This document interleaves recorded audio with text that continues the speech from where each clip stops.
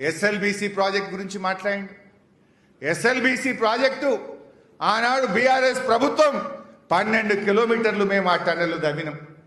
మీరు మూలకు పడేసిపోతే గబ్బిలాలకు నిలయంగా మీరు మారిస్తే ఆ రోజు అడ్వాన్స్ ఇచ్చి పిలిచి 12 కిలోమీటర్లు ఎస్ఎల్బీసీ టన్నెలు దవ్వింది బీఆర్ఎస్. నువ్వు ఇప్పుడు 2 సంవత్సరాలు 7 నెలలు అయింది, 12 మీటర్లు దవ్వినావా? నువ్వు 8 మందిని పాపం అమాయక కార్మికుల్ని బలి చేసినావు. ఎస్ఎల్బీసీ టనల్ కుప్పగూలిపోతే శవాలు కూడా బయటకు తీయని దద్దమ్మవు నువ్వా మా గురించి ఎస్ఎల్బీసీ గురించి మాట్లాడేది? ఎస్ఎల్బీసీ మేము 12 కిలోమీటర్లు తవ్వినాం. ఎస్ఎల్బీసీని ఇరుకబెట్టింది మీరు, తప్పుడు విధానంలో ప్రారంభించింది మీరు. అయినా కష్టపడి కింద పడి మీద పడి 12 కిలోమీటర్లు మేము తవ్వితే నువ్వు 12 మీటర్లు తవ్వలేదు. 8 మంది ప్రాణాలు బలిగొన్నావు, శవాలు కూడా బయటకు తీయని చాతగాని దద్దమ్మ ప్రభుత్వం నీది.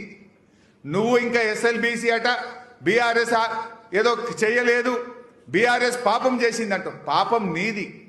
ఆనాడు ఎస్ఎల్బీసీని ఇరికిచ్చింది మీరు, ఇవాళ ఎస్ఎల్బీసీ కుప్పగూలి ఆగం చేసింది కాంగ్రెస్ ప్రభుత్వం.